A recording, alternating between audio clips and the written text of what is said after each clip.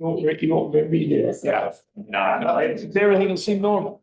I have the right guy. I have no question about that. If somebody needs to be replaced, I mean, I'm not gonna say he's the only guy, but he's, he just gave you this spot.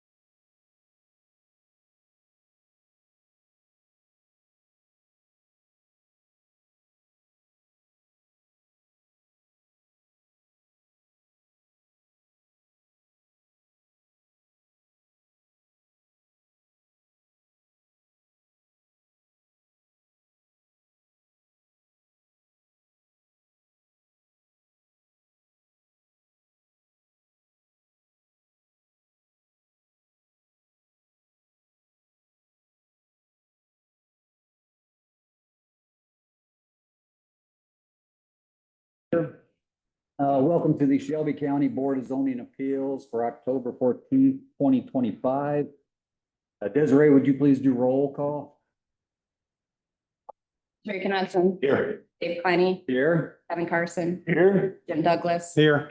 Desiree Calderella, Planning Director, Jody Butts Attorney. All right. We've all been sent the minutes from last month's meeting. Has everybody had a chance to review those? Any questions or Motion to approve as sent. motion to approve as sent Second. and seconded? All those approved say aye. Aye. All those opposed, same. Motion passes. All right, I see we have old business next, Desiree. What do we need to do here? This is the findings of fact for the Larry Kahn case from last month. The board made a decision without staff's recommended stipulations, so we needed to write new findings. So I would just need a motion from the board to approve those that are in your packet, if you choose to do so. Motion to approve the findings of fact as presented by the. Motion been made and seconded. All those approved, say aye. Aye. Aye. All those opposed, same. Motion passes. Approved. All right, for new business. So the way this works, Desiree will read the petition and then we'll ask a representative of that petition come forward to the podium and state your name and then just give a brief synopsis of what you're wanting to do. And then we ask that you step to the side and we'll open it up to the audience. And we ask that you come up one at a time and you'll come to the podium as well. State your name and say what you want to say, whether it's something for or against, or whether you just have a question. This be your time to do so. We ask that you keep it down to about 2 minutes or so in the interest of time. No problem, All right, well, for roll call, you want to? Yeah, Megan Hart, here. All right. So after everybody's had a chance to say what they want to say, we'll ask that the representative come back and address any of the concerns or the questions that were brought up. And then the board will have questions for that person. And once we feel like we've exhausted all of our questions, somebody will make a motion to vote on it, need to be seconded. And then we will pull out our ballots. We will vote on it. We'll pass down to Megan Hart. She will she'll read the results and we'll go from there. So we are a 5-member board now. So it does take either 3 yes votes to approve a petition or 3 no votes to deny a petition. So Desiree or board, did I cover everything? All right. Well, with that, would you please read the first petition? The first case is BZA 2534, Justin M. Brown, Development Standards Variance. The property is located at 6801 West Flora Drive, Bogstown, Sugar Creek Township. The request is for a variance of development standards to allow for a 1,500 square foot accessory structure exceeding half the size footprint of the house. Staff is recommending approval primarily because the unincorporated town of Bogstown includes a variety of uses and structures of various sizes. Therefore, the structure would not conflict with the character of the area. All right, is there a representative for this?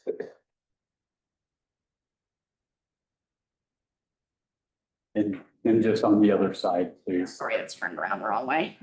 It is, sorry. My name's Justin Brown.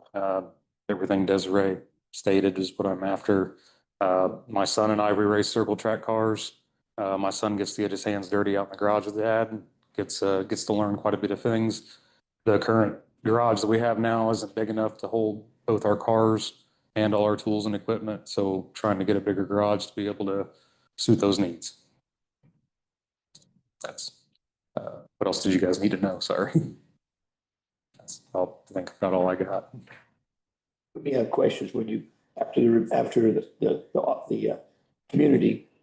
I'm gonna just step aside, then we'll open to the floor. Anybody like to speak on this one?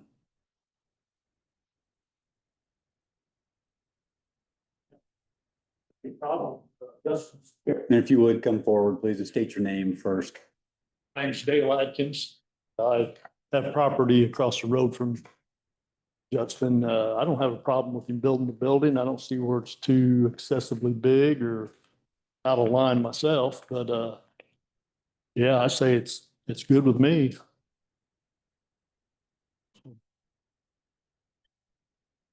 That's all I got. Thank you. Same states.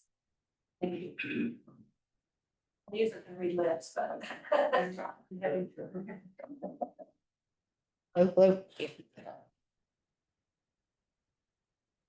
Thank you. Anybody else? All right, seeing none, if you would come back, please. My one comment would be, I don't see a problem with the building. The only thing would be, and maybe we want to consider this, but a stipulation on the hours that you would be running cars and making noise out there, because you don't want to be disruptive in the neighborhood, because next thing you know, then Sheriff Louis Cook will be called in to talk to you about that. I usually try to keep the noise down. About 9 o'clock, we usually shut the garage up. That's, even on the weekends, or at the very least, the doors are shut. We try not to make sure the cars are running after 9 o'clock usually. Would you willing to stand to a stipulation that no excessive noise or no noise beyond 9 o'clock? Absolutely. I make a motion, unless somebody else has a comment. Sorry. No. Motion is made. I'll make a motion to vote on this petition with the additional stipulation that hold the noise, no noise after 9 o'clock. Second that. Motion's been made and seconded. All those approved say aye. Aye. All those opposed, same. You mean no noise or no excessive noise? Does it, I don't know if you want to make I'd it, really rather keep the no noise because then it becomes a determination of what is excessive. So, I mean, noise, when I refer to noise, I'm referring to loud engine run, engine noise. engines I running? mean, Okay. if he wants to mow his yard at 10 o'clock at night, I don't care. I try to be in bed by 10 o'clock, so. You understand what I mean? Yeah.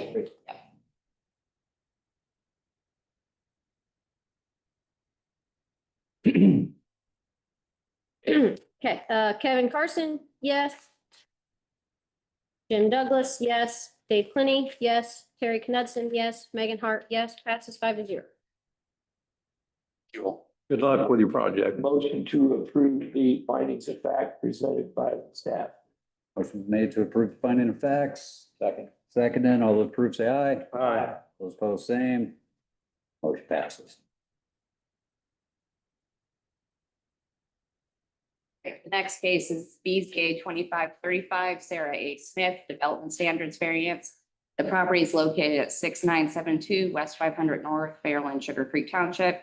The request is for a variance of development standards to allow for a dwelling unit within an accessory structure. And staff recommending approval primarily because the distance of the barn from the road and other properties would render the barn inconspicuous when viewed by the neighbors and the public. Also, proposed use of the dwelling unit by 2 senior citizens would not add significant traffic to the public road. Staff recommends the following stipulations to ensure that the dwelling unit removes the accessory dwelling unit to the main house. Number 1, the area of the structure dedicated toward living space shall not exceed 900 square feet. This would exclude the garage and storage areas. Number 2, the dwelling unit shall not be rented and shall only be occupied by family members of the occupants of the primary residence. And number 3, the variance shall expire when the current property owner no longer owns the property. Do we have a representative here? Hi there, I am Sarah Smith, and yeah, I'm looking to build essentially a pole barn with 1 bedroom, 1 bathroom attached to it. Without going into too much personal detail, my grandpa's health has been declining. My grandma is about 10 years younger than him and in decent health. And this situation has just been that I was raised on that property. I really love my family, and I've been taught a lot of family values of keeping family close and trying to, harbor that. And so to help them out, I did buy the property so that they could quit working and essentially just want to make it so that they can keep their autonomy, keep their, their space. My grandpa loves working in his shop, which is why we wanted to do a pole barn attached. And yeah, and then obviously I have a baby on the way. And so we will be taking over the main house, my husband and I, and my grandparents would move out there and will help maintain the property. The pole barn would match the existing one in color, height, everything. Essentially, it would just be, the front half would be the pole barn and the back half would be the living space. So from the road, as you can see there, it's just, and they didn't have the colors on the pictures, but it would match the brown garage doors that we have. Yeah, and that's what I have. Thank you. Well, thank you. Would anybody like to speak on this?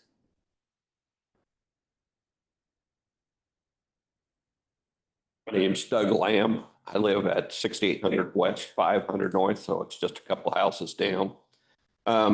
My questions would be, first off, we all have almost 5-acre lots, and we have protective covenants and restrictions on those lots that kind of go against what we're looking at here, although I'm not totally opposed with that, but it also says no manufactured houses, no trailers, and they've already moved a construction trailer onto the property. And my understanding is they're living in it, but I don't know that for sure, but that's my understanding. So, we're trying to protect our own property values and, I'm not opposed to pole barns and things like that because I have a detached building myself. But when I got to look at in the future what happens when those grandparents are gone. What happens to that then? Is it going to become rental or something else?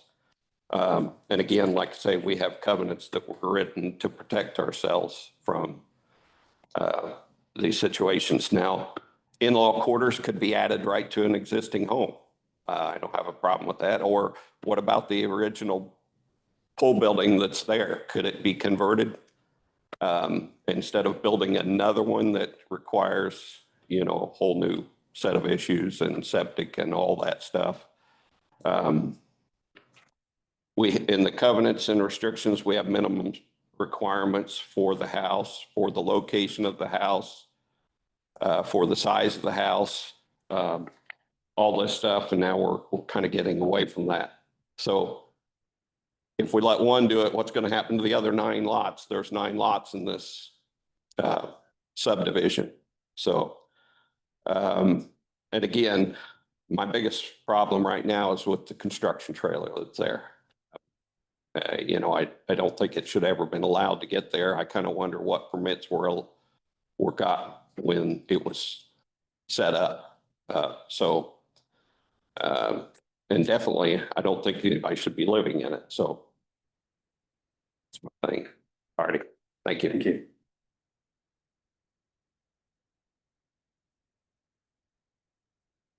My name is Tressie Hagerman. I live on lot 4, 40, 50, 60, 7110 West 500 North. I'm about 4 houses down from them. When I bought that lot, it was the first lot that was sold. I helped write these covenants. And for me to spend the money that a 5-acre lot cost back then, I was all for the covenants. I don't understand why we would have a 5-acre law or a little less than 5 acre and then turn around and let people split their property. I think it's going to hurt our values. And like Mr. Lamb said, what's to stop everyone for all of a sudden I want to put a barndominium on my property too. And pretty soon we've lost our enjoyment of our backyards because everybody's going to be looking at us in our backyards. I do own another 7.75 acres in the back, and I could build a house right behind the Smiths next door and, look right in their backyard. But I would not do that because I respect everyone's enjoyment of their property. And I don't know whether they're going to build their own septic system. I don't think they're using they built one already. I think they're using the same one that their mother and dad, grandma and grandpa used. I don't know that for a fact, but I don't want to lose my property value. I built, close to a 4,000 square foot house. It's more than doubled the price now. My husband says he don't care because he's going to die there, but I'm the one that was in real estate. I was the one that sold most of those lots. I was the one that helped write these covenants, and they were written for a reason. And I hope that you guys respect that. Thank you.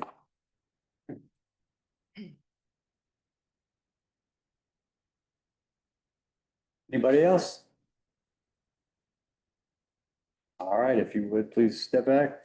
You want to address concerns? Yeah, so we did start just because essentially we had to move out of our previous home quick enough where the construction trailer comes into play is it is used for storage for all of our stuff, and our dogs do live out of it because with my grandpa's health, they can't live in the house. We moved from the city and we had a 2-bedroom, 2-bath house, and it was just a lot of things that we were either going to spend money every month with a storage unit, or we opted for this other one just because cost of living and everything. So that have storage for everything until we were able to sell the other property. And I completely understand a slippery slope and how, if one person starts building a home, which I think that is where it's like, I do agree with you. I value the fact that we out there and growing up out there, it was just empty back there. And I'm completely open to moving where we proposed the pole barn with the attachment to be closer to the house, because I would prefer to work with the neighbors and everybody rather than be in opposition. And so I'm completely open to doing that. The only reason we did that was just because it seemed like the best thing to do at the time, keeping it away from the road, near the other pole barn, matching the rest of the property in color, size, and everything. Because if you do go down that road, everybody most people have 2 pole barns and they're right next to each other or very close to each other. And so again, though I do understand that the living quarters would be on the back, we'd be happy to push that to the front, and have the drive on the side. But willing to work with you guys to try and make this happen, simply because we have been living with my grandparents since January is when we got it. And it is something where,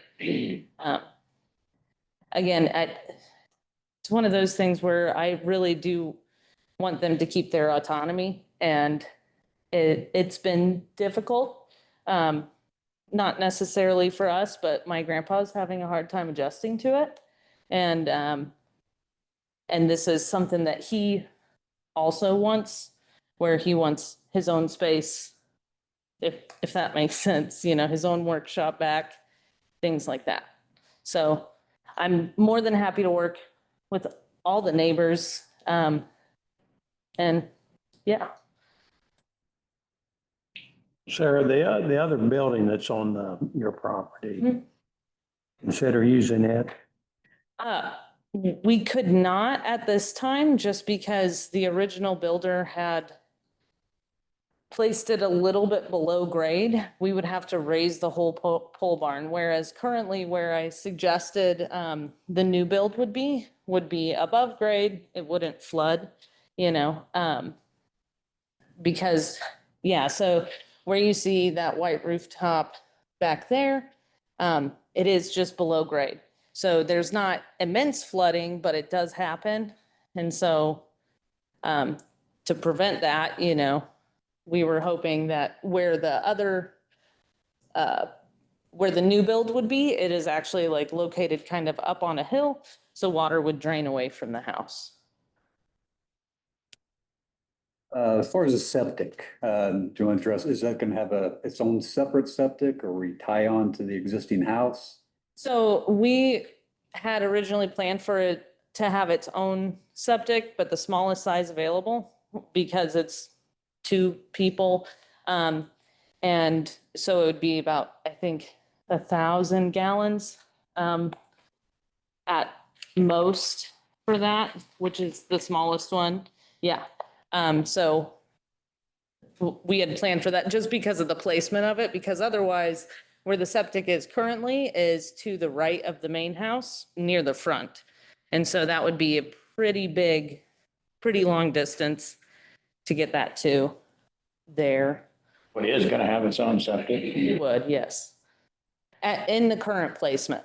Now, if we do work with you guys and we move that closer to the house, it might be possible to just go ahead and tie on to the other one. But currently with this, yes, it would have its own. I think you've seen the stipulations that Desiree spelled out. Yes. Do you agree with all of them? There's 3 of them. Yes, completely. It is something, we would not rent this out. It's something that eventually, when my parents reach an age, like one thing that I've always told myself since I was a kid, because I was raised by my grandparents, is like, I don't agree with putting anybody into a home at some point, and so eventually, I'm hoping that my parents or my husband's parents would move in there as well, and then, eventually I will, and, hopefully my kids will take care of me. That answers one of Doug's questions on, Yeah, and that it will not be rented per the stipulations. It will not be allowed to be rented. correct, It and would be in violation of the variance. So Yeah, answer the don't- question on that. no rental ever. That's I for, have a question for Doug or Tessie. In your, do you think this violates your covenants of your addition? Stipulation. Here, I got a copy if you I need mean, it. that's a civil affair. I'm just We saying don't- that that's Jurisdiction over that. out of our jurisdiction, but Several. you have recourse. I mean, Yeah, we would, yeah. Be a simple matter, I guess. I mean, the deal is back when, and a few years even before that, they passed that 5 acre law. Well, Rocky was able to get it 4.82. And thank goodness he put these covenants on it because we would have another whole Marietta with houses everywhere behind us. And after we spent the kind of money we spent to buy that lot and build our houses, this is gonna hurt. We all have off-site drainage for our septic systems. That was required. So, There also is 2, and I can't remember where they're at, but there's fill tile between 2 of the lots that drains down through there, and anything that comes through there could change the drains of that fill tile. gotcha.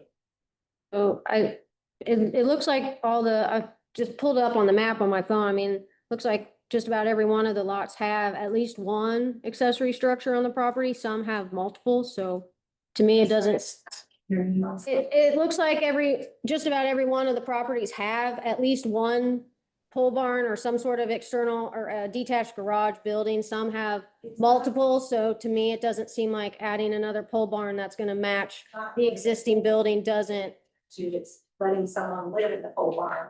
And what it's gonna open a can of worms down the road, everybody lives there. I mean, there's probably 6 original owners. We're all for the covenants. We bought the land covenants and wanted to buy there because of that. So down the road, what's to stop everybody that moves in later?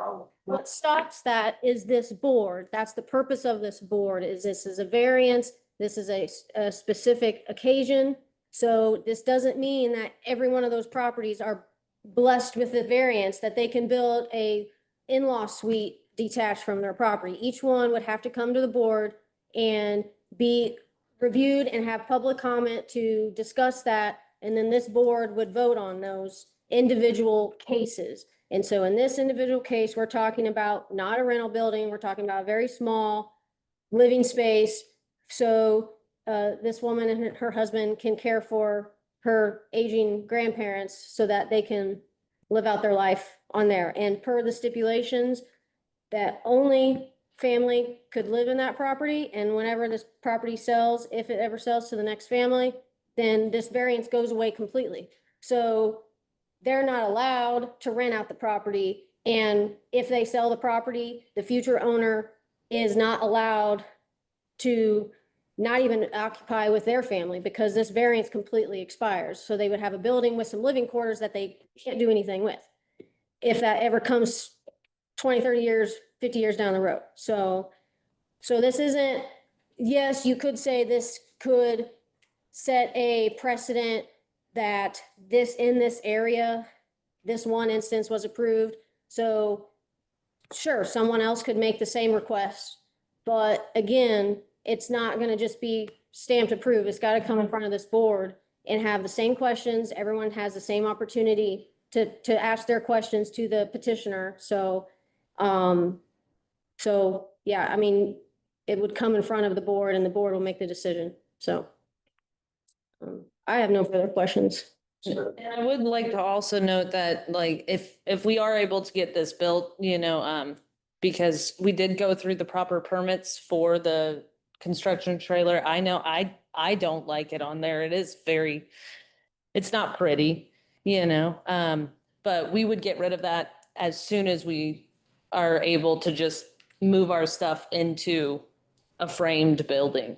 It doesn't need to be temperature controlled or anything yet, but we'll get rid of that. As we spoke about, it has to be removed Yes. because you can only have two accessory structures. Yes. Is the issue for you guys that how far back it sits? Is that part of the issue?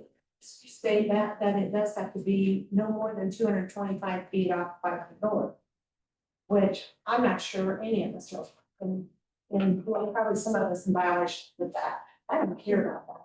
And if David came to me and say, I've got alien parents here, could I get a variance for a trailer to put back there while they're living? I would have said fine.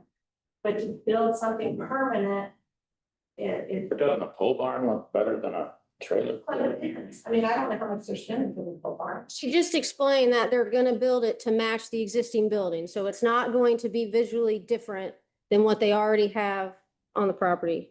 Surprised that somebody allowed to put the construction trailer there. I own a mobile home across the street for myself, but I can move it right to my lot. And then. Excuse me, we are kind of getting away from what we're supposed to be doing. We're supposed to have a period of time for the audience to say what they want to say, and then that closes off. We kind of open the door when we ask questions, but let's back away from that. I want to make a couple of comments. Get back on track. This is very similar to the last case where we approved the building in Bogstown, but it wasn't going to be used for residents. That I have seen the problem sitting on the BZA for a number of years. There's a house south of Fairland on 300 North between 425 West and 450 West, where it has been a real thorn in our side off and over years, where it was a case where there's a house, they build a house in front of the house. And it's supposed to only be used, was only supposed to be used for an office, and now it's they're having difficulty selling it because of that. And So I've seen, I don't think that was even approved by a variance. That was. it really slipped through the cracks. It slipped, yeah, that's kind of a different Yeah, it scenario is. than this anyways. It's two residents. Lots. And you avoid it anywhere. Let's get back on track. It's like, but we have approved along the way. I'm gonna go and say this, we have approved several of these along the way. And one of the things in the process of that, sometimes we require that if it has a bathroom or a kitchen, that we make them we would ask them to remove the bathroom or kitchen so that it cannot be used for a residence at the point in the time of your parents' deceased. Because you're saying with family, but we've done this in the past where we've said to make sure it's not used for a residence, it's going to be made in such a way it cannot be used. Yeah. So that could be another thought. Would, if I may ask, would that be like, because obviously I would like them to have a bathroom for sure right there. But would that be something where like kitchen counters, cabinets, oven, things like that are not in the build? It would be in the bill now, but at that point in time, I see. at Okay, a point in time that your grandparents. that would get- deceased, we'd say, no more. Yeah. It cannot be used for, that would, to make sure it could not be used for any type of residential in the future. understood. Stipulation kind of take care of that anyway. I mean, Well, she mentioned that like potential long-term option would be like her kids end up moving in the house and then her and her husband move into the little mother-in-law quarters. Then that would not allow that. If we did a stipulation like that, You're right, that's what would not allow that. if we did your stipulation, but at the Because scale, we are now creating a split and putting a second residence on the same property. yeah. What about putting that stipulation on at a selling point? Because the variance goes away when the property gets sold. And then at that point, if we add a stipulation that it would be required for that bathroom or whatever to be removed at that time before, that way the future owner wouldn't have an option to even use it. You know, we have done some of this, but we did it by way of the plan commission and we did lot splits. Okay. We let them do a lot split. So now you're creating two residents on the same lot. Okay. So that's one of my thoughts. Well, how does emergency services work when you have two residences on the same lot, one address? We would assign a separate address to the accessory dwelling unit. So there'll be two addresses on the one lot. Yeah. Two mailboxes. Two mailbox, yeah. Now we got two houses. But that's standard for all of these. Whenever we approve these, that's how the addressing works, so. Sure. I get, so is the concern, Kevin, that, so the way that stipulations are written now, it gives them the opportunity that if her grandparents no longer need it, then her parents could move into it, or she can move into it, or whatever. Are you concerned with that portion of it? Yes, we have limited that in the future, in the past, that it's for this case only, not where it could go on forever. Perpetual. I mean, so. So I if we were can, to change the stipulations to say that it's only for her grandparents, and then if they no longer need it and somebody else in her family wants to occupy it, then she would come back and it would re-ask. have to be an entirely new case, yes. Yeah. It could not go on. It could not go on perpetually. Would you That's be up. okay with that situation? I would. I'm hoping, they say the longevity of life depends on how close you are with your family. I'm hoping I get another 20 years at least with my grandma. I don't think I'll get that with my grandpa, but it's something I would definitely agree to. And yeah, if for some reason we needed to come back and do it again, I would happily do this again. Yes. Is there a reason why you just don't add on to your house?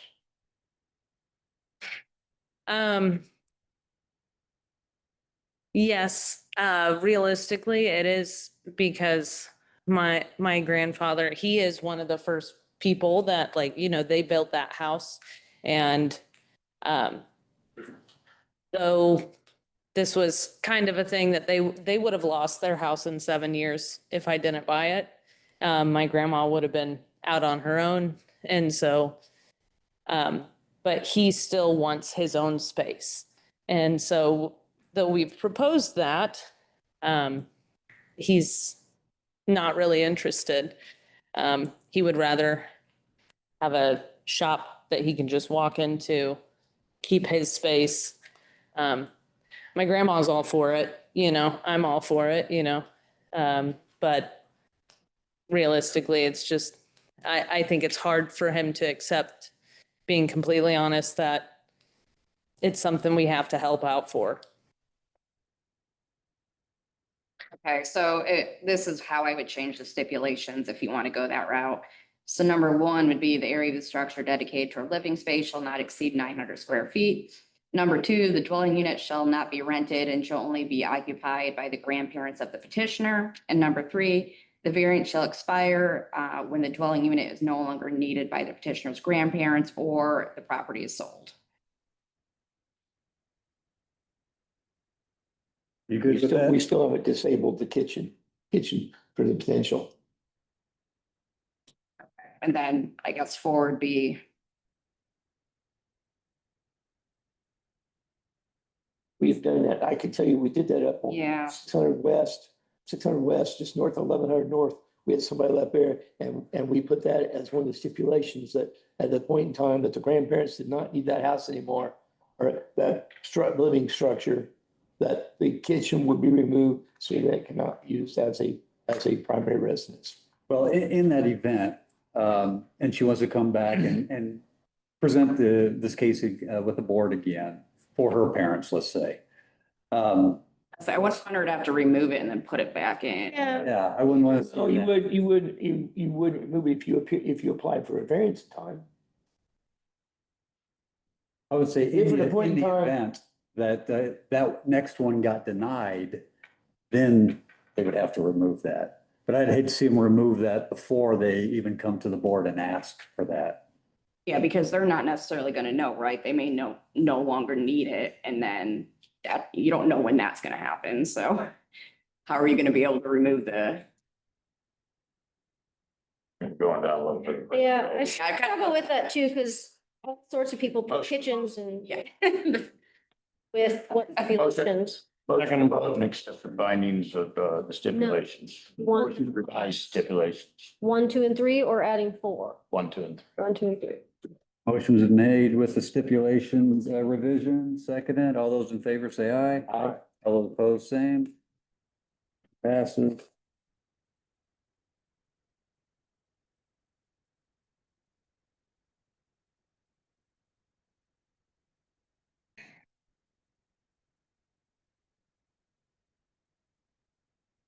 Okay, Jim Douglas, no. Kevin Carson, no. Dave Plenty, yes. Terry Knudsen, yes. Megan Hart, yes. Passes 3-2. Thank you.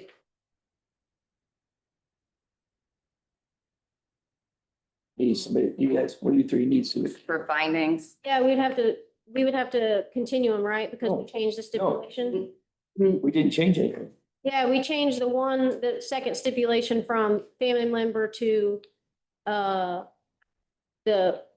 once the grandparents. Yeah, but the findings will still apply. You know. Oh, okay. Yep. All right, well, I move to accept the findings of fact.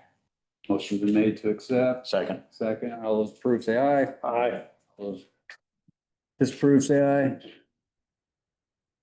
Passes. All right, the next case is BZA 2536, Karen Jemez, Development Standards Variances. The property is located at 7279 West State Road 44, Shelbyville, Hendricks Township. The request is for variances of development standards to allow for keeping of farm animals on a property less than 6 acres, a pasture area less than 3 acres, and keeping of more animals per acre than permitted, specifically the keeping of 2 horses, 1 donkey, and 1 goat on approximately 2.5 acres. Staff is recommending approval primarily because cropland completely surrounds the rear yard of the property. The keeping of farm animals on the property would not pose a nuisance to any residential property and would not detract from the agricultural character of the area. Staff recommends one stipulation. The number and type of farm animals kept on the property shall be limited to 2 horses, 1 donkey, and 1 goat, or similar type and number of farm animals as determined by the zoning administrator.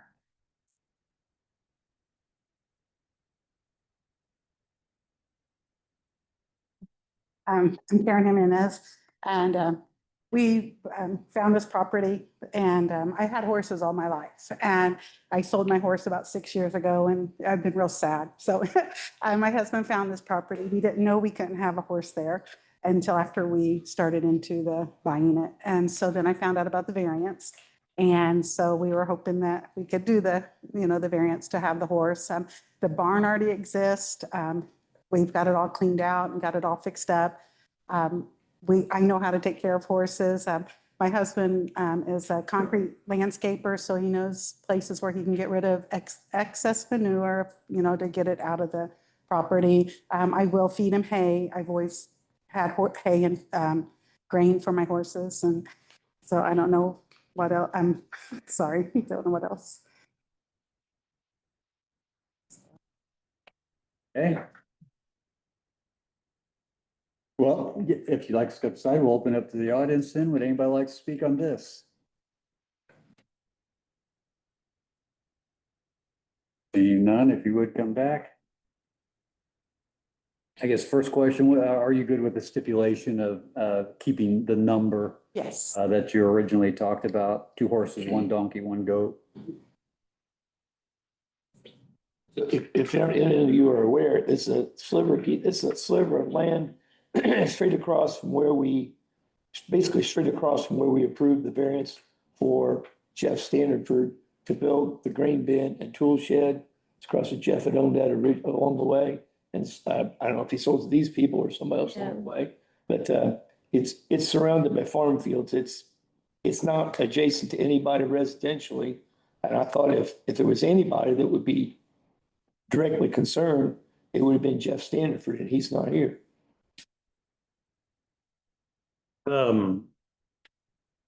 Reason the ordinance is in place is when you overpopulate that lot, then it just, because there's no grass, it's just bare dirt, Right. mud and so forth. So that's the reason the ordinance. And we can put a divider, like to keep them on one side for a while and then, you know, you move them around and you keep them hayed and grained. That helps with the ground. So Would you consider just the 2 horses? yeah, oh, definitely. Then you wouldn't even be in need of variance, is that right? No, you still need You the, still need one. Yeah. yeah, so you have to have at least 6 acres to begin with. Yeah, To have farm animals in the residential zoning district. gotcha. Yeah. You're talking about bringing in hay to make sure they're well fed. Yes, definitely. Yes. See a problem with the two horses, a donkey and a goat. I mean, out an area like that. Yeah, I went out there and looked at it. I mean, it's huge. I can't imagine that would, I mean, I've seen that people, would touch the ground cover. I've seen people overpopulate pastures by much greater Yeah. rate than this. Farmers even. I make a motion to vote on the petition as stands. Motion made and seconded. All those approve, say aye. Aye. All those disapprove, say aye.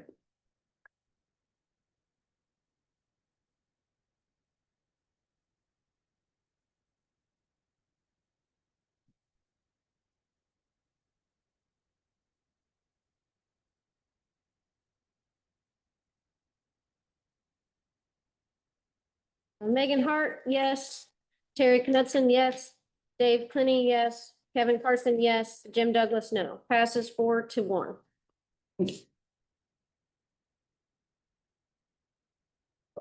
Motion to approve finding fact as presented. Made and seconded. All those approve, say aye. Aye. All those opposed, say aye. Passes. The next case is BZA 2537, just add water boats, use and development standards variances. The property is located at 5590 West 1100 North, Fountain Town, Morrill Township. The request is for a variance of use to allow for seasonal outdoor storage of commercial merchandise boats in the A4 agricultural commercial district. And variances of development standards to allow for use of an existing gravel driveway, pavement is required, and use of an existing driveway entrance located less than 3 feet from the property line. Staff is recommending approval. This section is going to be changed a little bit from what I have in the staff report. So an existing wooded area on the property would completely screen the boats from adjacent properties to the north and west. Trees and structures in the property provide significant screening of the boats from the public road. Use of a privacy fence to screen the boats from the adjacent properties to the east would maintain the rural character of the area. Staff is recommending one stipulation. A 6-foot tall wooden or vinyl privacy fence shall be installed between the boat storage area and the east property line. The only change was 8 foot to 6 foot. Essentially, yeah. And it has to do with the grade of the land, and they'll explain that. Okay. Yeah.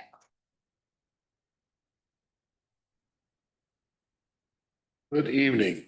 My name is Joe Sikos. I'm a land use planner with Clark Quinn Law, offices at 320 North Meridian Street in Indianapolis. Also with me is Keith Hoggett, just Edgewater Boats and property owner. Should I just Just let me know and I'll give you I'll the click through, yeah. motion? You can go ahead and. So a little bit about just Edgewater Boats. I'm sure you're all familiar with them, but they have been around for over 30 years in the Indianapolis market. Primary location on South Franklin Road. They do offer full winterization services for boats, including fuel stabilization, antifreeze, wrapping, bottom washing. They also do offer optional lake pickup and delivery service that I found on their website today. And here you kind of see a bird's eye view of the area with the star marking the approximate location in the northwest corner of the county. This is approximately 16 miles northwest of where we sit right now. Zooming in, we get a little bit closer. Property is located on County Road 1100 North between 600 West and 500 West, as shown by the star on the map. Tonight, we're proposing to use the site for seasonal outdoor storage of boats.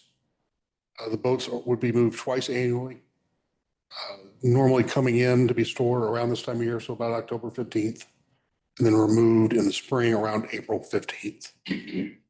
Both would be 100% winterized and wrapped and stored on site. The storage area would use the westernmost existing drive. A little bit out of that picture. Just follow the drive to the left side of this, comes right down to 1100. The drive is paved from the roadway to the proposed storage area. The unpaved area would be past that into the storage area. We are not currently proposing any improvements to the intersection. Width and the pavement would suffice for what the ingress and egress of the boats there. As far as the location within 3 feet of adjacent property, the property is under the same ownership as the subject property, and it actually serves as access to the building that's on that property.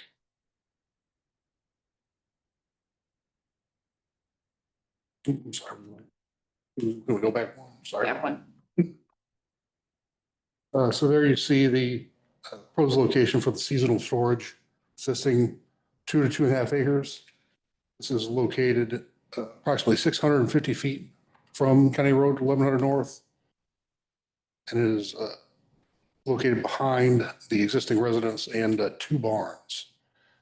This is also located approximately 265 feet from the east property line. Moving from east to west across that property, it falls to Little Sugar Creek. From the east property line to the proposed location, it's about a 10-foot elevation change.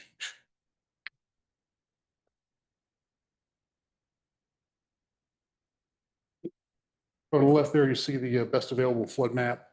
This is from the Shelby County GIS. So we are proposing all the storage to be outside of the regulated floodway. So on that, the kind of pinkish red would be your floodway, your flood fringe, and other zones would be like green and purple. So on the right, we see the Shelby County zoning map that shows that property is an A4, which is the ag business, along with the zoning of the adjacent properties. What's not shown on there is the Shelby County Comprehensive Plan that recommends open space and recreational for property. Just a quick overview of our specific requests. We are requesting a variance of use, section 2.09 of the Unified Development Ordinance, to permit the outdoor seasonal storage of boats, as well as variance of development standards to the Unified Development Ordinance, section 5.20, which would allow the gravel drive within the storage area, as well as the use of the drive within 3 feet of the adjacent property. I won't go too deep into these because your staff has done a great job. We believe with the findings, there are state regulated findings for these cases. You all are very familiar with those, I'm sure, so I will not waste your time. Same with the variance or developmental standards. Staff's done a great job with those. Couple late photos that have come in. Here you see some photos taken from the east property line. The property owner has actually taken the liberty of placing a few boats in the storage area. So this is a view from the east property line to the area that would be used for boat storage, as it sits currently.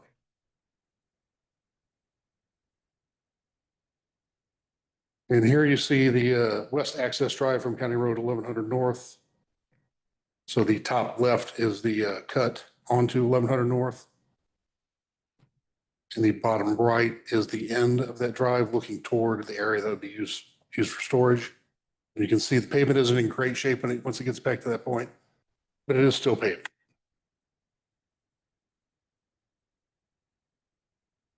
We are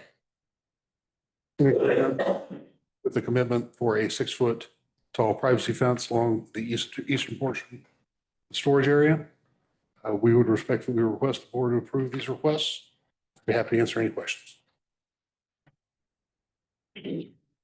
We'll hold our questions off until we have the audience get a chance to ask or say their piece. Louis Cook, 5805 West 1100 North. I live directly south of this property. I didn't catch which way he didn't say you could see the boats from, but you can see them from the south from my house that he has stored there now, as we could last year when he did the same thing. I've lived in that property since 1998 along with my neighbors. Nobody there minds agriculture. I don't necessarily want a business next to my house in the middle of the county. I think that'd look a little gaudy, my personal opinion. I really don't want to stare at an 8-foot fence. He's got a nice slat fence up there. They keep the property nice. It's appreciated. But I just feel that putting a business in the middle of the county next to residential property would deplete our property value, would not look attractive when you drive by. Surely didn't look attractive last year. I don't feel that it looks attractive this year when I drive by and see boats parked behind his business. So, anything else? Thank you. Here. Yeah, I do have photos of the boats that are parked if you guys want it. Kind of hard to see, but they're good there already. This is from his house. That's from today, yes. This will be from the east, and they've been bringing in a few boats here and then just call a picture when I'm coming down the road just to show that it's there. I can't tell you if that particular boat's there, but there are boats on the property. So what are they bringing boats in if they don't have this variance permit?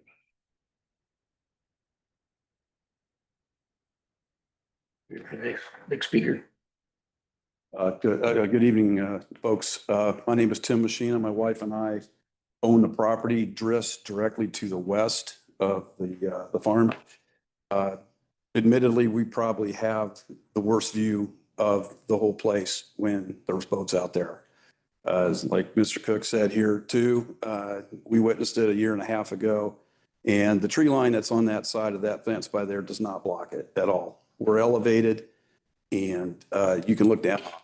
So a little bit about us in our time here and what we've tried to do, and it kind of ties into what the county has done. If you look at your comprehensive plan, is that Morrill Township was one of the focal points, as you well know, and I'm not going to bore you with the details, but if you go through each one of the points in the figures, figure 6, 7, 8, and 9, it's all talking about agriculture and what people feel is important within the Morrill County area.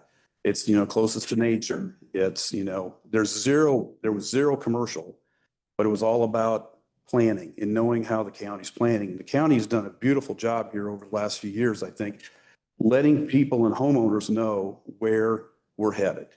Currently, right now, in this whole area is residential and it's a state residential. And putting something commercial like this in the middle of this, I think is completely opposite of where the county should be headed and where they've kind of directed that they're going and should be going. when we came here, we've been to Shelby County. We went to the dark side and went to Hancock County for years. And now we're back, here for 21 years down here pretty much. And we came down and met with the county and said, what's your thoughts here? Because the property that was there needed to be subdivided. And we didn't subdivide it, but one of the developers did. And the meeting is like, we want state homes. We really want, larger homes, larger properties, nice home brick. We had covenants as well too, is that. And, there was a talk about, hey, we'd like to be like Zionsville. And that might have been a far stretch there, but, I think in and around the area, it's done a very good job doing that. So, my wife and I personally, we spent a lot of time and energy taking that piece of property back. We've worked with the state of Indiana, DNR. We've worked with one of the most foreknown land reclamation specialists on our property to conserve the land, grow. We've got Native American or native wild grasses and flowers there for habitat and everything else like that. So we've tried to build a little oasis back there. And 2 years ago, when we got out here, we opened up and saw a bunch of blue boats out there. Just about, are you kidding us? Especially without any knowledge or any warning. So that kind of lays the groundwork for you. So, I'm recommending, or not recommending, I'm pleading for you guys to kind of look at that and see, what are we doing here as a county, and why do we even do this here? I mean, they've been in business 30 years. Great. You're a great company. Many of my friends have bought boats from them. They take care of their customers. Why do you need to bring boats out in the middle of Shelby County? If I wanted to live next to a boat storage, I would have built my house at Washington and Franklin Road. Not do it here. And the findings that they have here, I find it interesting that, if I may, real briefly here, is they talk about, that property value will not be affected. I've already talked about that, trees screen it's significant. They don't. There's a blue hue in our house 2 years ago when the snow was out there. It's just weird. So, but as far as land value, I wish the real estate agent was here that could have said that, because I talked to a couple of real estate agents and I talked to a land surveyor, and he goes like, yeah, well, not land surveyor, an appraiser. He said, appraisal? Probably not. But a real estate agent, now you well know that a property is only worth what somebody's willing to pay for it. But if we're trying to sell our property if we ever do, and that's 20 years down the road, I'm hoping we don't have to watch boats for 20 years. But if I'm selling this, and if we're selling the winter time, do you think people are going to look out our back windows here and see a bunch of boats out there? It does affect our property. It affects everyone around there too, as well. So the statement that it's not going to affect value to the properties is not, in our opinion, is not true. So, however this vote goes, all I ask is that in the thing, it says, okay, if they're going to do it, they're going to put screen, or they're going to use green tarps or whatever. Well, there's blue tarps out there right now and the boat's coming in. So already, and I don't know who put that in there, if that was something that they did or if that's something that was talked about with the group, but let's make it at least as concealed as possible. But I hope that you guys, take a look at that and where we're going as a county here, and keep going in the direction that we're going. Thank you for your time. You. Anybody else? Randy Duncan. I live at 5751 1100 North, and I'm directly just east of Louie's place there. I've got the 10 acres that are in that front little offset to the west. And as you travel down that road and you look over to where they're wanting to store these boats, it is visible. I mean, it's a straight shot across there. You see the boats, you see the blue wraps. And the other thing is that I want to point out is this last fall, I think it was, or spring, that bridge, the water that come through there, the bridge got some logs backed up on it on the front side of it, and which was backing the water up. And I don't know how far that water came up into that area, but I guarantee you it was way outside of that flood zone, and it probably was right into where the boats are going to be stored. So if I took my tractor down there, my backhoe and busted the logs loose. Once I did that, then everything kind of settled back down, but it still was in a flood zone all the way across there. So, but me and my wife, we just built a new house there. It's an average home.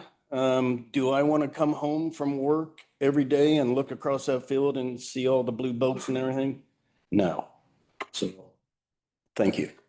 Thank you.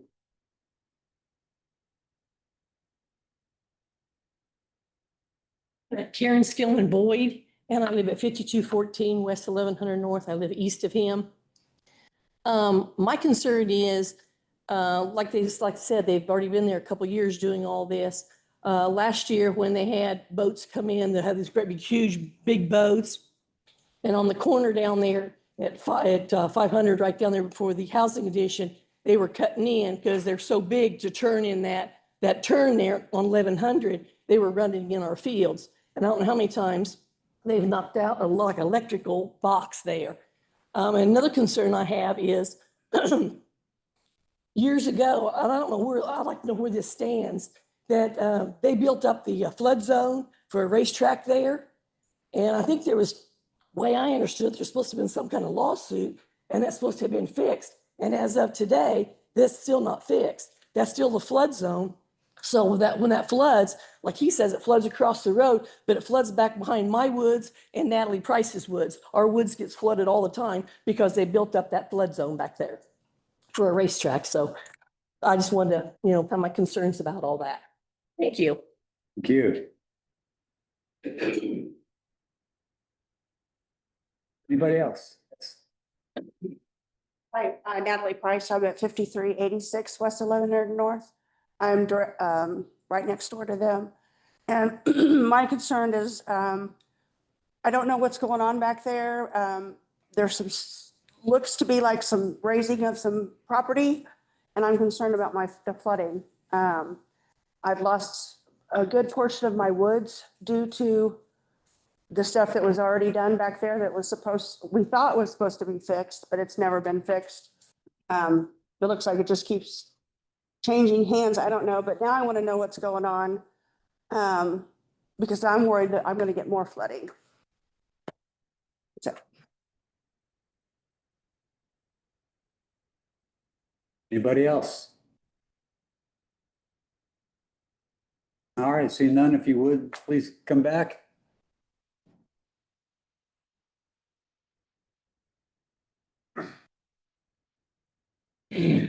And if you'd like to address. Oh, yeah, we can address some of these, the visual boats. I'll tell. From the south. The boats you guys. And if you would. Sorry, my name's Keith Hockett. The boats that you guys are seeing, I put 9 or 10 of them down there where they're supposed to be going in that thing, just so we can take pictures of. The rest of those boats that are out there are either going inside or they're going over here to Shelby County Fairgrounds. And I can't get into Shelby County Fairgrounds till the 18th, I think. So that's when they're going over there. I don't have any blue tarp boats. If you see a blue tarp boat, it's because I have a blue cover on the boat or something of that thing. But all those boats you see out there, just like last year, I don't know, 2 years ago you did, I understand. Sir, if you would address the board. Oh, I'm sorry. Rather than the. I'm trying to address the people. But anyway, those boats are all going inside or Shelby County Fairgrounds. That's where they go. So the boats that we're going to put out there, he discussed with me putting blue, not blue, but green. Discussed a subdued color wrap. Yeah. Opposed to that bright blue. Yeah. Would be acceptable. Okay. Yeah, as far as the flooding, I mean, you saw the flood map. That's a DNR provided LiDAR flood map. If the bridge gets dammed by logs, debris, it's going to back up further. Just like in your neighborhood, when it gets blocked by leaves, street floods, you've got to go out there, break up those leaves and get that street to drain. Same type of thing. That's kind of a natural occurrence. I don't see where storage of boats would be contributing to that. As far as the commercial nature, there are some existing commercial entities out there, particularly the kennel to the east. This was used as a horse boarding area in the past. But 82 horses, you said?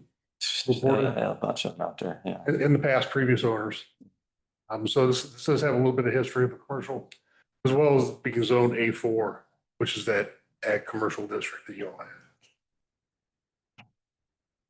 have. As for the track, I've been hearing about it since 2014 when I started taking care of that property. I know the guy that put it in. He had the same last name as me. I'm not his keeper. I apologize for anything he's ever done. It seems like I've been apologizing for it for 11 years now. But since I've been there 2014, I think I've been a good neighbor.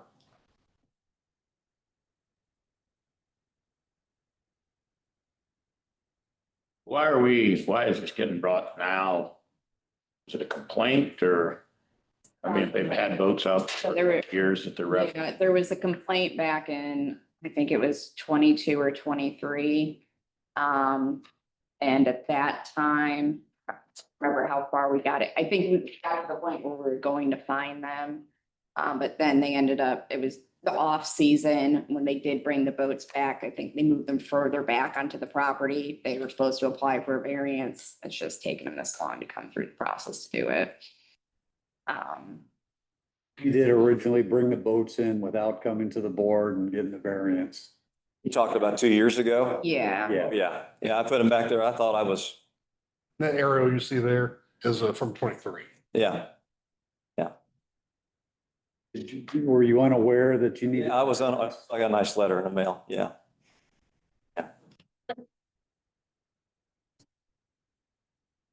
Well, no, it's, they were nice about it. And then just the one, I guess, correction I'd like to make with my analysis after listening to, is it Tim, Ms. Franquina's, comments. So when I went out to the property and looked, it did appear that tree line was going to be blocking the view from his property to the west. But I pulled up the elevations on the GIS and he's correct. You can see over those trees down to the boat area. So I missed that on my analysis of it. So I just wanted to clarify that for you guys. If you're looking at approving it, just keep that under consideration. Consider building a building to store the boats in instead of them just being out in the open, because that would shield them from all views, and pole barns don't seem to me, don't look to be very out of character for the area. Yeah, it'd have to be about Be a- 50,000 square Be a feet. big building. Yeah, I'm not sure everybody liked the 30,000 square foot building they're looking at either. So I'm not sure about that. I mean, that's something we have considered. We currently at our business across the street, we are in Marion County, it only takes about 1.5 years to build a pole barn. So, and that's not a joke. That's on a good That's day. on a good day. Yeah, we've just been approved to build a structure there. And then we're going to get another structure put in front of there. I'm trying to eliminate this, but, and there are places there we can store close to there on ground. Unfortunately, in Marion County, next to that nice, where the railroad track used to be, that's a nice nature walk, but it's a nice criminal walk too. And they still about, $3,000 in batteries for $30,000 damage. So this is not something I want to do every year. It's just something I'm trying to alleviate a little bit. There's also the upcharge for customers for an indoor storage opposed to an outdoor. Yeah. I was able to pull some of the storage pricing, which I don't own a boat, don't want to own a boat. Sorry. What's that? I don't either. But that surprised me, especially the difference between the indoor and the outdoor storage fees. I believe a lot of the views, especially through those tree lines, would be, I don't know if resolved is the right word, but muted if we did use some subdued colors on the wraps, as opposed to that kind of Honolulu, Detroit Lions blue there. I do know this area. I bike and jog around this beautiful area out there, and I understand the concerns.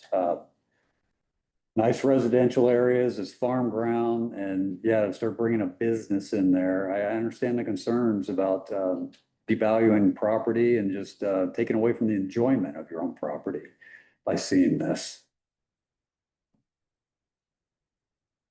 Sounds like this is it seems to be a temporary solution for you guys until your bigger building can be built in Marion County. Right. would you be open to, I don't know what the rest of the board thinks, but would you be open to a variance with a time expiration, like an expiration date on it? It just seemed like there'd be a better place to store these rather than out in the country like this. Yes. Yeah. You'd have to be able to find a better place Trying. than this. It's not, it's not easy. I mean, you can,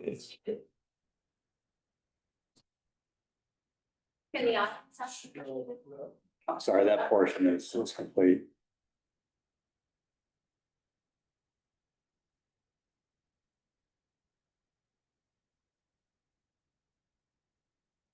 Motion vote. Second. Motion vote second. All those approved, say aye. Aye. All opposed, same.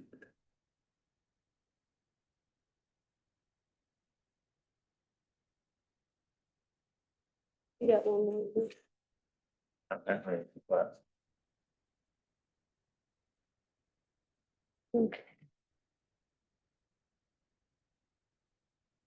Okay, Jim Douglas, no. Dave Plenty, no. Terry Knudsen, no. Megan Hart, no. Kevin Carson, no. Fails to pass 0-5. Thank you.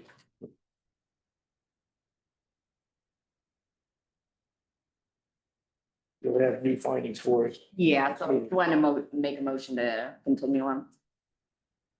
Continue findings till next meeting. Motion to continue the findings until the next meeting. Second. Motion's made and seconded. All those approved, say aye. Aye. All those opposed, same. Motion passes.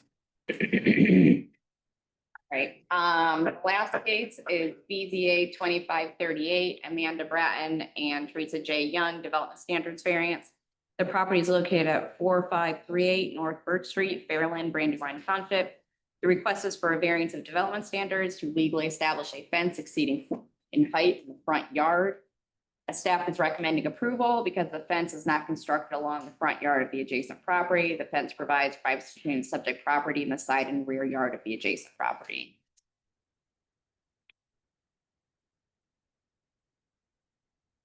Representative here.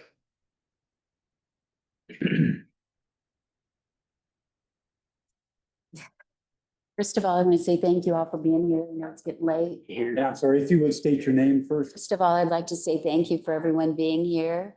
And basically, why my name is Teresa Young, and this is my daughter, Amanda Bratton. We both are co-owners of the home at 4538 North Birch Street, Fairland, Indiana, 46126. And why we're here tonight is because we would love to be able to keep our fence up as it is constructed. We had talked with the surveyor, everyone, and had gotten it approved, and it gives us peace of mind and privacy that we very much need. And I have many, many pictures here that I can show you, and another person that couldn't come tonight is in approval of us, and I don't know if I need to give that to you now, and the pictures of my fence.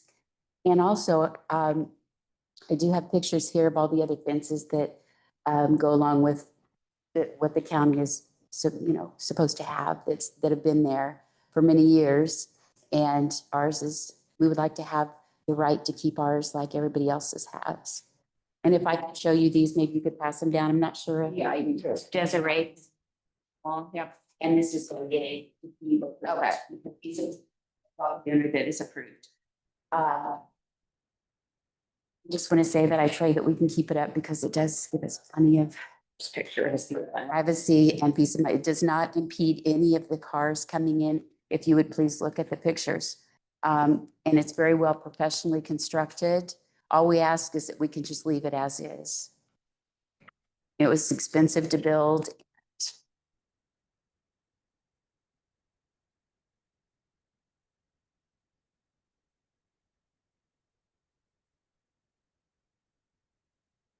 May I say that it doesn't impede any views of anything, and it doesn't impede any water drainage at the bottom of where it meets the lake. We have it built back far enough to where it's been all approved.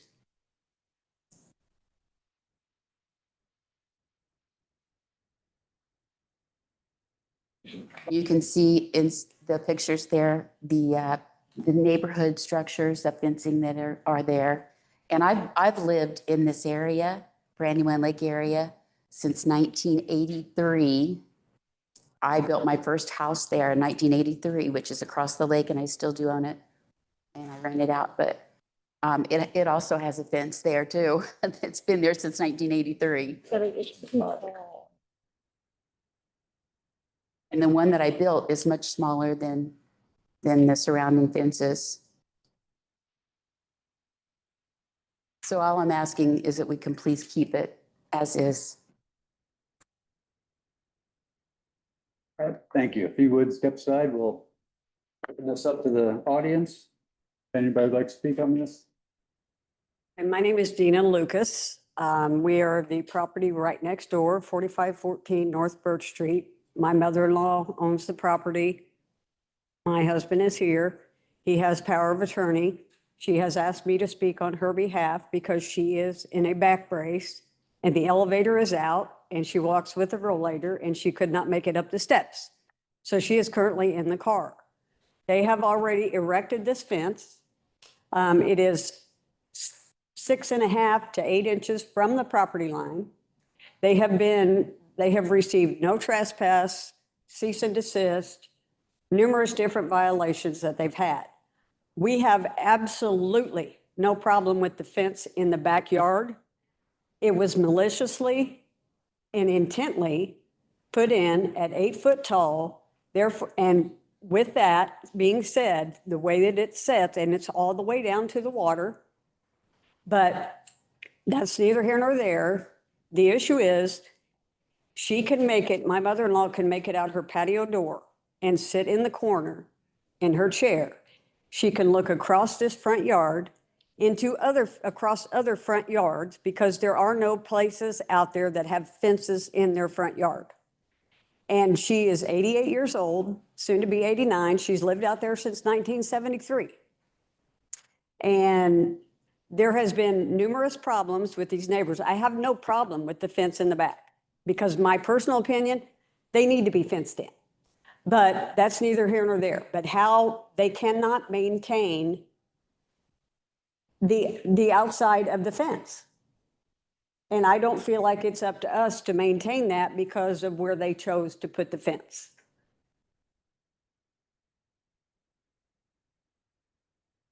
We're just asking that part of it be removed. Because in the meantime, while erecting this fence from a part-time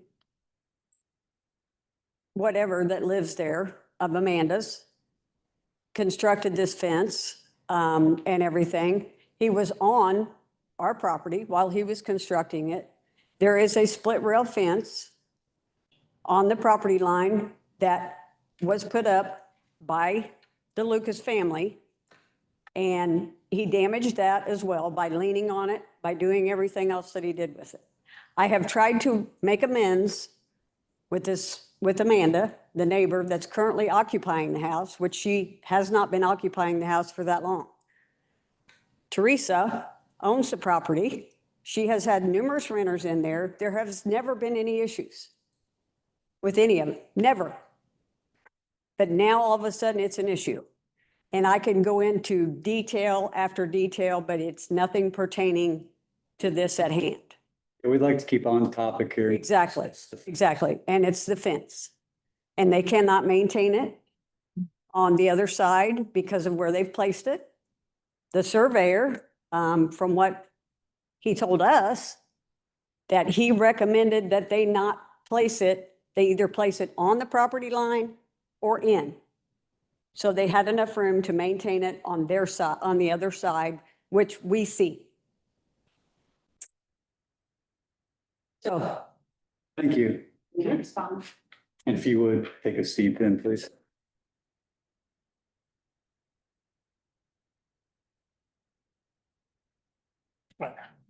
My name's Ron, and this is Rita Short. We're neighbors of Amanda and Teresa's. She asked us to come and speak on her behalf as far as do we have any issues with her fence? And we told her, no, we don't have any issues. It looks like it's well constructed, a nice material. It's a nice looking fence and it's a privacy fence. So I can understand why we all want our privacy. So as far as us having any issues with it, we're neighbors and we don't have any issues. No issues. It's a very wonderful community, very tight-knit community. We're very close to the interstate. We're very close to the horse track, the casino. We have an abandoned cemetery just across from where that fence is. So we have a lot of uninvited guests, a lot of people that want to come in at 2 o'clock in the morning. We've had 2 drownings out there. Whatever these neighbors can do to protect their property, their liability, that should be their right. We're sorry for the neighbors that maybe for some reason their elderly mother-in-law or cannot see that there's plenty of view in that lake. There's no obstruction. The fence is beautiful. We have no problem with that fence. All right, thank you. You guys know where the cemetery is they're talking about? Sorry? You know where the cemetery is? That's It's right next to Gary Pascal, I'd like to speak. My name's Ron Lucas. straight across the lake. I'm sorry, what's your name? Ron Lucas. I'm the neighbor's son. The fence is actually, I measured it this morning, the fence is actually 9 inches from the property line. So when he did construct it, he was on the property. No way in heck you can stand back with a hammer and not be more than 9 inches away. We didn't say anything at that point. The point is, the fence was constructed. They never asked, if they asked people, the person was just up here, the shorts, they live on the other side of the lake, not even close. So the only person that it affects is my mother's house and their house. So anybody else that gets up there and speaks about it doesn't bother them, no, it's not going to bother them. They live clear on the other side of the lake. They're not even close. Or they don't live on the lake and it's not going to bother them. So the only person it bothers is my mother, who goes out to look. She can't see. She has reported 1 drowning out there, tried to get help to somebody. And that's a person that lives across the road from us. She's back there to speak to, her and her daughter. So that's the only one. And there's been 3 drownings out there, just to clarify to everybody. As far as them keeping the fence up, I don't care. The question is the code at 4 foot, is it front in their front yard, is that okay? Or is the 6 foot okay? That's up to you guys. Thank you.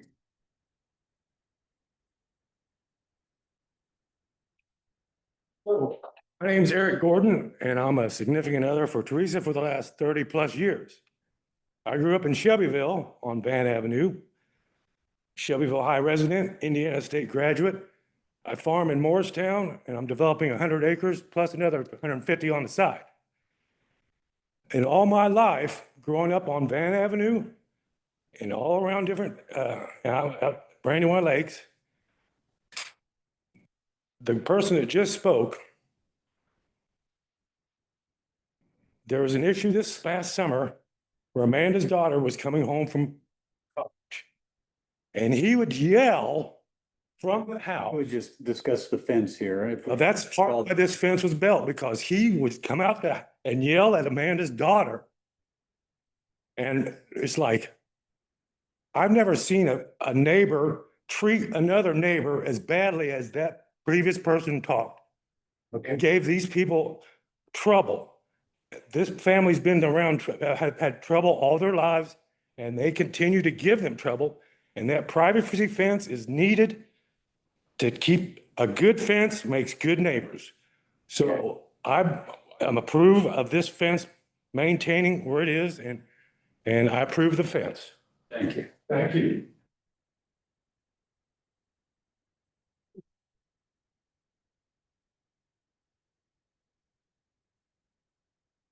I'm Mary Miller, and I live across the street from Amanda and from the Lucases, where our houses are and everything. I'm just right across the street there.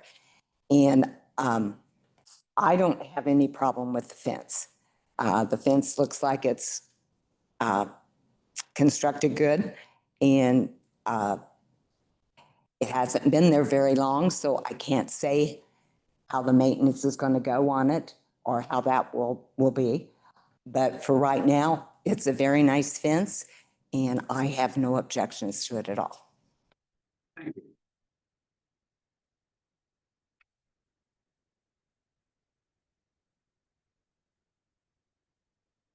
Hello, my name is Jennifer Stewart, and I also live in the neighborhood. I actually live across the lake and down the street.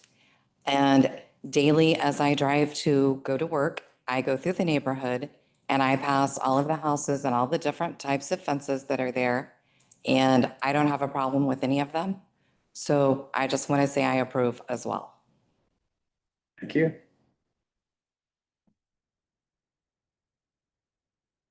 Anybody else? All right, if you'd like to come back and address the concerns. All I want is happiness and peace in this life. That's all I ask for. And ever since that Dina and her husband, I don't want to say anything bad, but ever since they've come back into this, which they don't even own the house, they're not property owners, by the way. It's been very, very difficult on us. They've called the police on us numerous times for trespassing. Yeah, for trespassing. Why would we trespass in their yard? Everything that they've done has been so terrifically horrible and painful. Okay, if we can stay on topic and talk more about fence rather than any personal. Yes, sir. I'm sorry. So they wanted to speak about the trespassing. That is why we chose to have the fence higher. If you look at the pictures, the way their house is situated, the front of my house where we're asking for a variance to keep it higher than 4 feet, their entire house would be seen from our property if we don't keep it at that, Her bedroom, at that height. her bedroom. So she So- would have no peace in her bedroom at night because they And sit since out the there. fence has been up, we haven't had any trouble. They haven't called the police one time.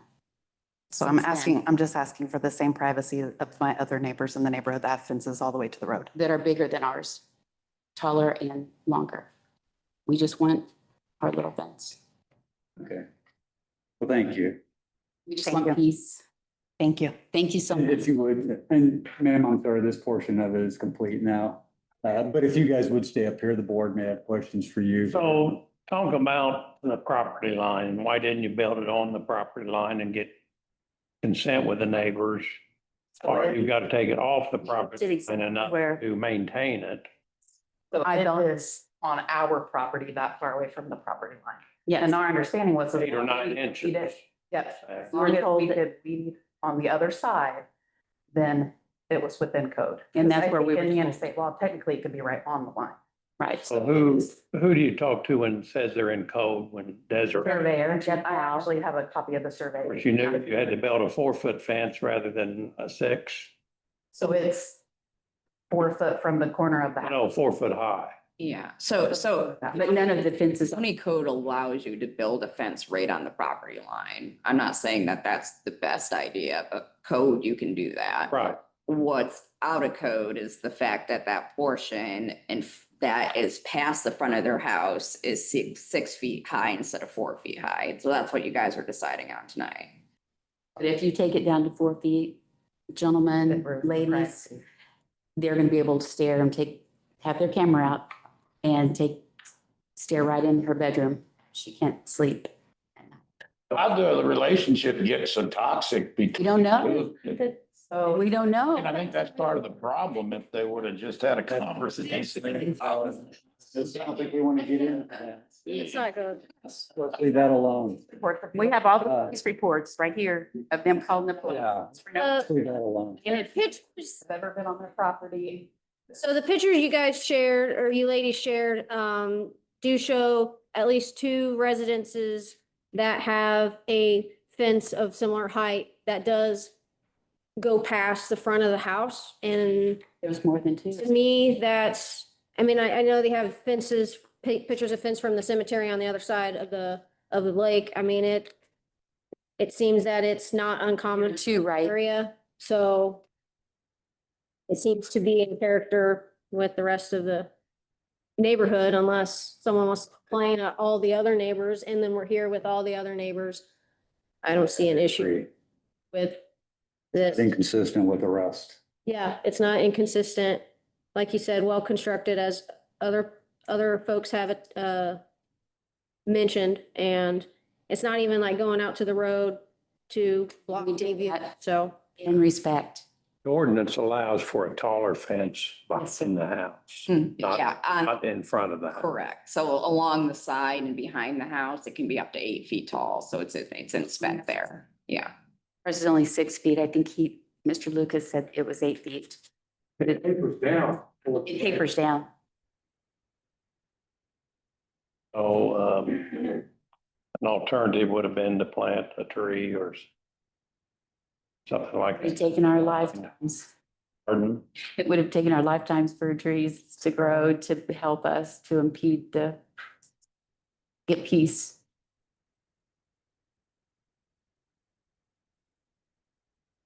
I have no further question. Motion to vote? Second. Motion's made to vote and second. All those approve, say aye. Aye. All those opposed, same.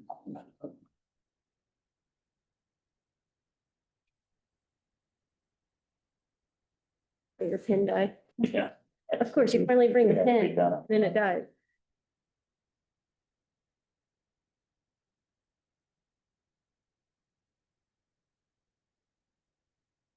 Okay, Dave Clenny, yes. Terry Knudsen, yes. Megan Hart, yes. Jim Douglas, no. Kevin Hart, yes. Passes 4-1. Thank you guys so Thank much. you so much. You've made our happiness. Luck to you both here. They're going to maintain their tree branches and everything that hangs over that fence currently onto our property. They don't have to, I hear state law will allow you to treat anything that's on your side of the property line. Okay. Eternity. So I can kill all. You go straight up. You can't go across. You go straight up. Okay, but so I can kill all of the grass and the weeds and the growth that will be coming up the side of that fence. Didn't say that. That's what I'm asking. If it's on your property, you can do what you want. And straight up from there, if there are trees overhanging straight up, you can cut those down and kill them though. It's really a question for an attorney. The county doesn't regulate tree limbs, so I would. I mean, I understand that. You know, kill the tree. We didn't say anything. You go straight up, right? We have, from when we mow, what I'm concerned about is the way that their front yard is with weeds. Now, Yeah, it's gonna be all up the fence. And they can't make it. Again, you can only do what's on your property. Cannot go across property line. So we have to just look at that. On attorney. Yeah, but, Yeah, that's your best bet. Get a hold of your attorney. yeah. Okay, thank you for your time. Guys, you want to keep those pictures? Yeah. Sorry. I handed them to her. Thank you so much. Thanks. About this close to going off. People. In your life. And neighbors can't get along. You can't even have a conversation. I don't have anything else. If someone wants to move. Motion to adjourn. Similar. And all of the approved, say aye. Opposed, same. Pretty similar to that other one, but. Exactly the same. It's like, have you ever had a problem about having a conversation? How about I bring you a bag of cheeseburgers and let's talk about the fence, for Christ's sake? You really have to bring it to the BZA to say,